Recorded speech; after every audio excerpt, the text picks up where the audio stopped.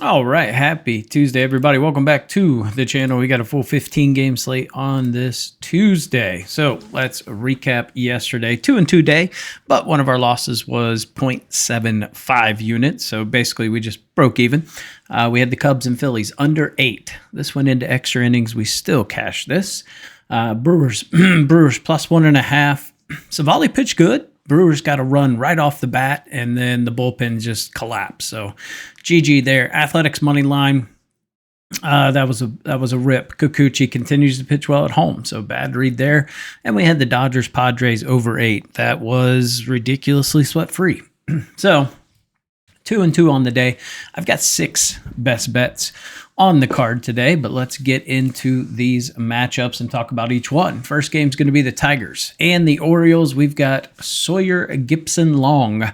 So a bullpen day for the Tigers going up against Cade Povich. Now, the Orioles have lost 4 of their last 5 when Cade Povich starts. He's not great. That said, he's been pitching a little bit better, but both of these pitchers have a 7 ERA on the road and home, respectively. Now, that said, Sawyer Gipson Long has one go of it under the belt, so I can't read too much into that. But Povich has 6 starts at home, 7.24 ERA. Hard hit percentage is through the roof, giving up about a 240 average to both sides of the plate. This one's pretty easy for me. I want to take the over. We got good weather. The Tigers in the first game of a series on the road this season are 10-0 to the over. So we've got some good trends here for the season that says let's take the over. I don't mind them on the money line either. They're also 7-3 winning that first game of a series on the road. So it's the Tigers, and the official play is going to be over 9. Like I said, we've got good weather, 83 degrees, and we've got the wind slightly blowing out. This park is pretty much like medium high in terms of wind receptiveness. So I do like runs to be scored in this one. Don't trust the Orioles bullpen. They're 28th over the last 30 days in ERA. Tigers have actually been regressing pretty good on their bullpen, 4.11. My only concern here is the Tigers do have a lot of lefty arms that they can utilize in that pen, and we know how the Orioles hit against lefties. It's not good, but I do think they'll put up some runs early. So give me the over in this one as one of our first best bets. Next game is going to be the Marlins and the Pirates. Good God, Miami, have you ever fielded a baseball in your life? The errors were not good. Now I got to look up and see exactly how many errors they had. Felt like 15, but let's get the official number. They had 3. That said, the Pirates also had 2, but the Pirates were hitting the baseball in bunches yesterday. Had 15 hits compared to 7 for the Marlins. Marlins actually jumped out to an early 1-0 lead and then gave it all the way in the third on an error. It was 4 runs there, but a lot of unearned runs yesterday. So it is what it is. Actually, no, I guess that's not true. All of them were earned, but man, there was a lot of errors. So this one, you got Mitch Keller going up against Sandy Alcantara. It's just 2 bad numbers. When we look at the splits, Mitch Keller, the Pirates are 2-6 at home this season when Mitch Keller starts. So it's not like he's been lights out. He's got almost a 5 ERA in those starts. But Alcantara on the road's been an absolute train wreck. He's got almost a 13 ERA on the road. Marlins are 1-4 on the road when he starts. So yeah, I mean, it's Pirates or nothing here. I can't trust Alcantara whatsoever. In the second game of a series, the Marlins are 6-4 on the road. Pirates are 5-6 at home in the second game of a series, but Pirates are nothing here, especially after the way they played yesterday. I get a little concerned about taking teams that score 10 runs, and I need to look up some trends on that for the Pirates, but it's probably not good how they perform in that following game, but just can't get behind this Marlins team. Next one's going to be the Reds and the Guardians. Let's go Red Legs. Nice win yesterday by the Reds. Wade Miley turning back the clock. Did end up finally giving up some runs, but I mean, it's Cleveland against the lefty. They've been terrible. They are the new Orioles when it comes to facing lefties. And who do they face today? A lefty. Andrew Abbott blanked them at home on May 18th, went 5 innings, gave up 4 hits, no earned runs, struck out 5. Now that said, Slade Sassoni looked fantastic as well, but this Reds team's hitting. So say what you will. The offense has been churning. Now, when the Guardians are at home and they are minus 120 or less favorites going back to last season, they're 5-14. So they don't have a great track record. They are 1-7-1 on the first 5. So it's not good. So give me the Reds on the first 5. I think Abbott continues to deal. He just looks great. He's got a 2 ERA. He's got a 2 ERA on the road. Sassoni only has 1 start at home this season. It wasn't great. So he's rocking a stout little 10 ERA. He's given up almost a 290 average to lefties, 256 to righties. Hard hit percentage is extremely high at 47.5%. It is going to be 74 degrees with the wind kind of blowing from left to right a little bit, between 6 to 8 miles an hour. This Reds team's just hot. You look over the past week, this is the second best team in baseball offensively. And the Guardians against the lefty, it's just not good. I mean, they started to get to Wade Miley a little bit, but we're talking about a pretty big difference between Wade Miley and Andrew Abbott. So I think it's worth taking the Reds on the first 5 at minus 120. So that's how I'm playing that. Next game is going to be the Cubbies and the Phillies. Man, this game could not have worked out any better for me yesterday. Had this played a couple of different ways and smashed them all. So that was really good.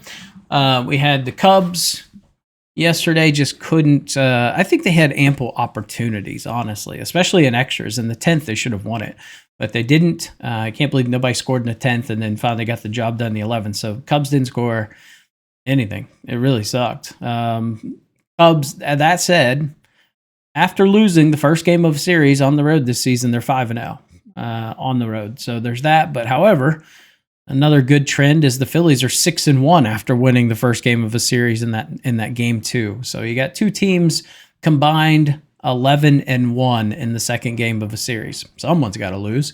Colin Rea going up against Mick Abel.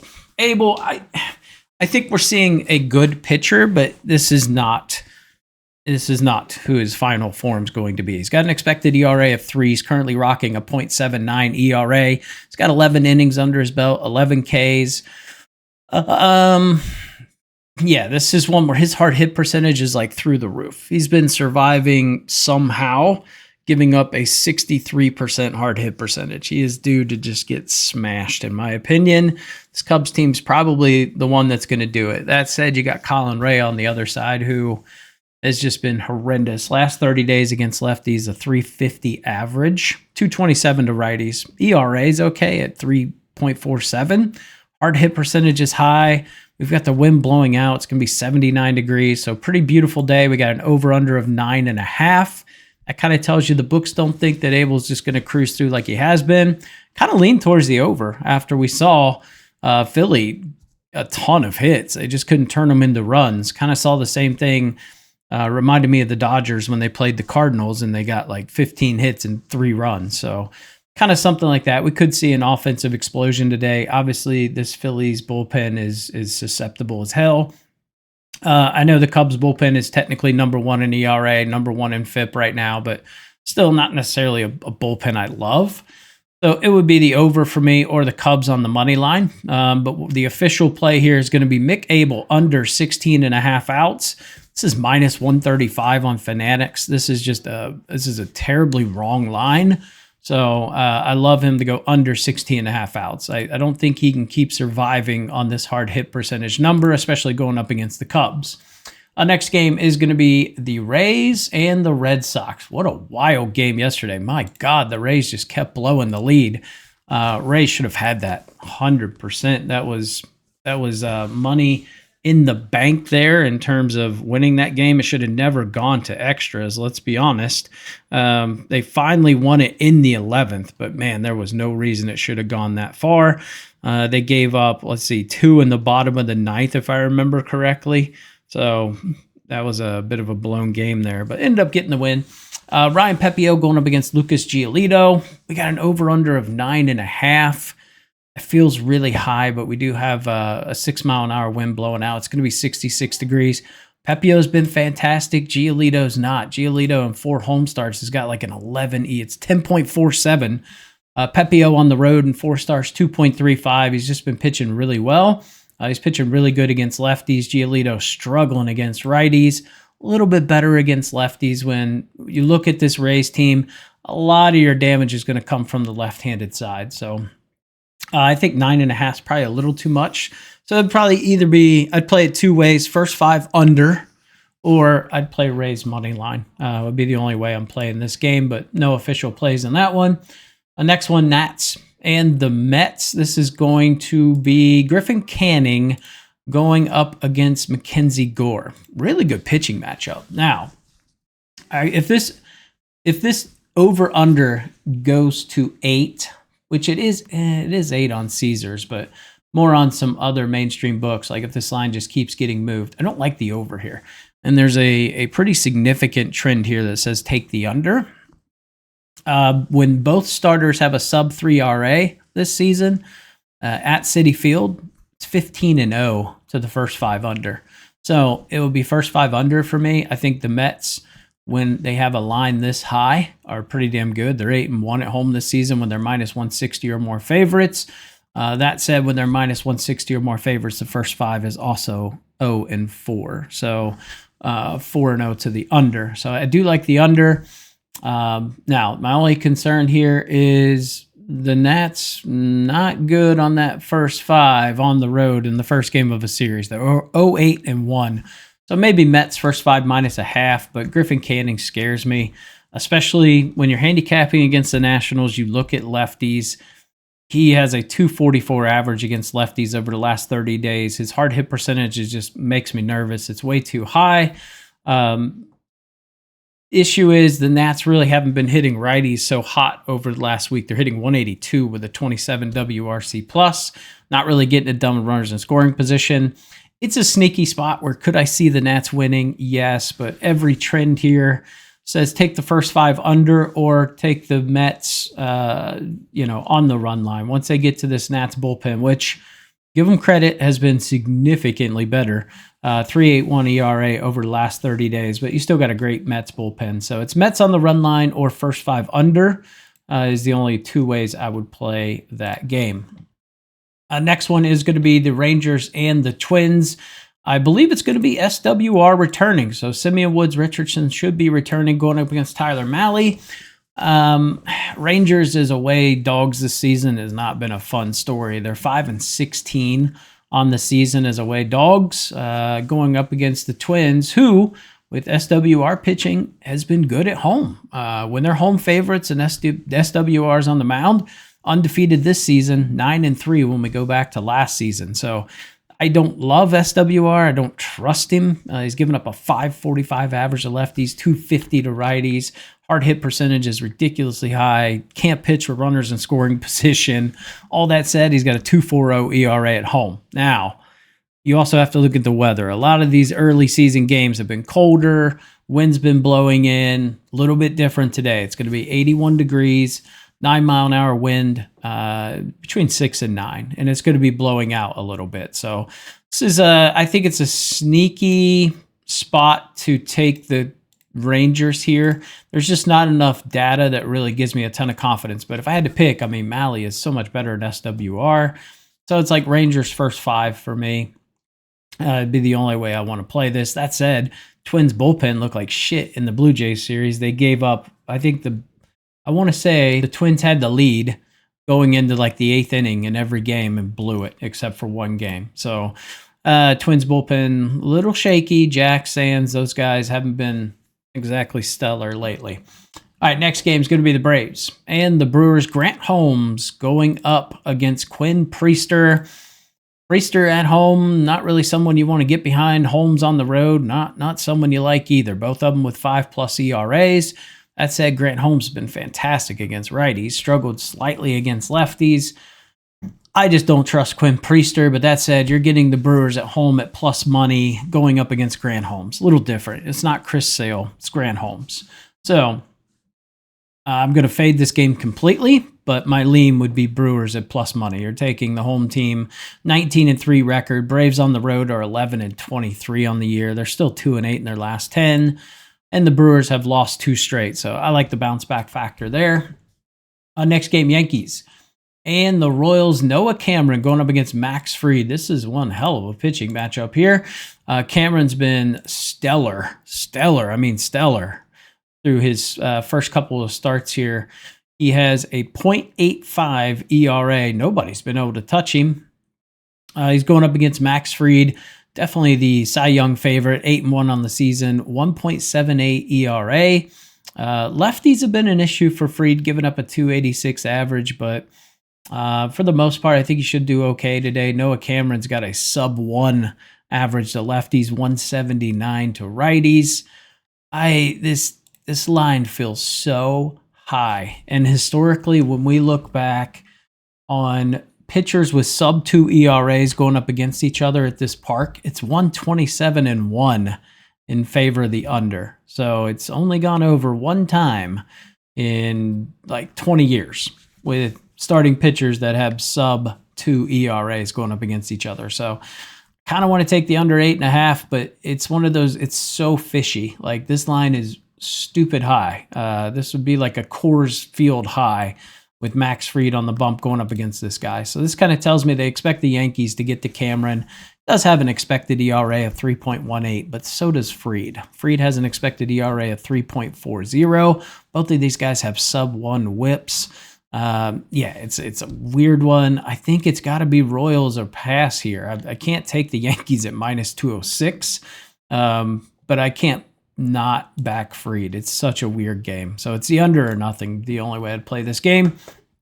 Next game is going to be the White Sox and the Astros. Oh, boy. You guys aren't going to like this pick. I do have an official play in this one. It's going to be Shane Smith going up against Lance McCullers Jr. Lance McCullers Jr. has pitched really well. No earned runs in his last start. That said, at home, doesn't have a great track record. He's got a 10 ERA. Obviously, that is highly overinflated due to that one start against the Reds where he gave up 7 runs in the first inning, but he's still given up 3 earned runs and 2 earned runs in his other 2 home starts. Shane Smith has been outstanding on the season, coming off a start where he also threw a shutout. He's got a 2.45 ERA. McCullers 4.44. Now, the White Sox in the first game of a series on the road this season have been dreadful. They're 1-9 this season. If you want to include last season, they're 4-32 on the full game. That said, when they have starters that have less than 3 ERAs, they've been excellent in the first 5 this season. They're 10-3 on the first 5 plus a half a run. So that is what I want to take. We're going to take the White Sox on the first 5 plus a half a run at -110. Astros this season, when they are at home facing a starter with a ERA below 3, they're 1-8 on the year. So there's some value taking the White Sox full game. I just don't want to trust that bullpen. And I think the Astros will probably do some late game heroics. I'm hoping this is a 2-2, 1-1 type of game. If it ties, we win. So we get that. We're taking that push factor out. But give me the White Sox plus a half a run on the first 5. We've just seen this Astros team struggle to score runs early in games, so we're just going to lean into that. Next game is going to be the Giants and the Rockies. The Coors Field matchup, Kyle Harrison going up against Carson Palmquist. Palmquist 0-4 with a 3.03 opponent average. He's got a 12.5 ERA and 1 start at Coors. Kyle Harrison on the road's been outstanding. He's got a 1.5 ERA and 4 away starts. This is Coors Field, right? He throws a lot of fastballs, which isn't terrible, and he gets his Ks through the slider. And then every once in a while he throws a changeup. But what you'll see on guys that tend to throw a lot of breaking pitches at Coors, you just don't have as much induced vertical break because of the altitude. So that's why guys, you typically want to take fastball guys. So Harrison's okay because he throws a lot of fastballs, but I don't think he's going to get a lot of Ks today. So I'm going to take his under 5.5 Ks. He hasn't hit that yet this season.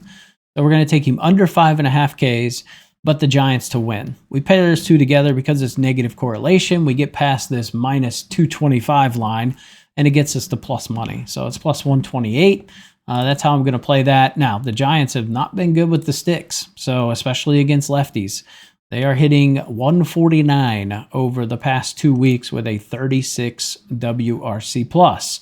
Now, the Rockies against lefties have been horrendous as well. So kind of 2 bad hitting teams in terms of lefties. We do have an over-under of 11.5. I really want to just take the under, but taking an under at Coors can be a little scary, especially with the wind blowing out and it's going to be 84 degrees. So I would lean towards the under, but we're going to take Harrison under 5.5 Ks, but the Giants to win. Next one is going to be the A's and the Angels. Stinking Athletics. Mitch Spence going up against Jose Soriano. Spence on the road this season's been really good. He's got a 2.5 ERA, whereas Jose Soriano at home has not been great. He's got almost a 6 ERA. Soriano's kind of been a guy you back on the road because he's been really good, but at home, he's got shelled a little bit. We do have an 8-mile-an-hour wind blowing out. It's going to be about 75 degrees. I just don't love the pitch splits for Mitch Spence here. It's not great, but this is two very similar pitchers in my opinion. The only thing about Soriano is he is definitely a ground ball pitcher. 66% of his outs come via the ground ball. So could I see the Angels winning? Yeah. Am I going to pay minus 157? No, not with Soriano at home. So fading that game. And then next to last game here, Dodgers and the Padres. Bobby Miller going up against Dylan Cease. Cease has been really good against the Dodgers throughout his career. He's got like a 2.37 ERA, and he's at home, but he's got a 4.72 ERA. That drops to 3.66 at home in 6 home starts. Don't love how he pitches against lefties, giving up like a 300 average, 211 to righties, but his hard hit percentage isn't crazy. Runners in scoring position, he's not great, 293, but man, Bobby Miller is not a guy I can get behind, giving up an opponent average of 440. Now, that said, he's got 5 innings under his belt, but just not a guy I can get behind going back to last season. I think he probably gets rocked. Give me the over 8, and I would lean towards the Padres on the money line. That's the only 2 ways I would play that, but no official plays in that one. And then last game is going to be the Mariners and the Diamondbacks. I see Logan Evans, but I've also seen Brian Wu, so I don't know who's starting. Now, if it's Logan Evans, give me the over 8.5. I think that would be the play of the day. Brandon Pfaadt has not been stellar as of late. He's got a 5.51 ERA. He's got an expected ERA of 7. But if we're talking about Brian Wu, he's been pretty good, but he's definitely more susceptible on the road than he is away. This D-backs team is a good fastball hitting team, which he throws a ton of fastballs. So it would be D-backs for me in this one or the over. But again, with the uncertainty around who's pitching, kind of hard to handicap this game. All right, let's get into our best bets. Get you guys on your way. Make sure you guys hit that like button. Comment down below your favorite play of the day. And don't forget to subscribe to the channel. All right, our plays for today, like I said, we're going to take the Reds on the first 5. The Guardians they got to keep showing me they can hit a lefty. You got 3 runs off Wade Miley. Don't think it's time to celebrate and say they're back. Give me the Cardinals on the money line, which I don't even think we talked about that game. So let's talk about why I like that game. That's my bad. Chris Bassett going up against Miles Mikolas. This might be the first time I've ever backed Miles Mikolas at home, but he does have a 4 ERA and 5 starts. But Bassett on the road's got a 5 ERA, giving up a 299 average to lefties, 273 to righties over the past 30 days. Now, that said, Mikolas has struggled against righties, giving up a 282 average. A lot of the damage going to come from the right-hand side there. It's going to be 82 degrees, 0% chance of rain, 6-mile-an-hour wind. It's going to be slightly blowing out ever so slightly. Now, the Blue Jays are 4-15 on the road going back to last season when Chris Bassett pitches. They're 1-5 on this season. So they just don't really play well on the road with Bassett pitching. And when the opposing pitcher has an ERA above 4.5, which Bassett has a 4.86 ERA on the road, the Cards are 22-6. The over is pretty high. They're 21-7 to the over. So that was in the kind of like the over in this one. And then the second game of a series on the road, the Blue Jays are 3-6 on this season. Cardinals are 11-6 at home in the second game of a series. So I like the trends that lead towards the Cardinals. Bounce back factor. They've lost 2 in a row. They're a really good home team, 22-12 on the season. Blue Jays are 14-17 on the road, but they are 8-2 in their last 10. But give me the Cardinals on the money line there. And that one, like the bounce back. All right, so let's keep going. White Sox first 5 plus a half a run. Like I said, just good trends here that say the White Sox tend to struggle against pitchers with good ERAs at home. Next one's going to be Kyle Harrison under 5.5 Ks and the Giants on the money line. If Harrison goes over 5.5 Ks, it'll be the first time all season. Tip the cap and move on. Could he do it against the Rockies? Absolutely. They are very susceptible to striking out against lefties. But like I said, I think he's going to try to get his Ks through the slider. I think they'll be able to hit it, at least put it in play. Next one's going to be Mick Abel under 16.5 outs. I'd just be shocked if he gets through 5. If he gets more than 15 outs, it is what it is. But I think he'll try to pitch around some guys. His hard hit percentage is super high. Could get just absolutely thumped early. So I don't think he comes anywhere near this. And then last one's going to be the Tigers and the Orioles over 9. Like I said, it's a good trend. Tigers' first game of a series on the road. They're 10-0 to the over. It's a bullpen day, and you got Cade Povich on the other side, wind blowing out, beautiful day for baseball. So those are the plays. Appreciate you guys tuning in to the channel, and I'll catch you in the next video.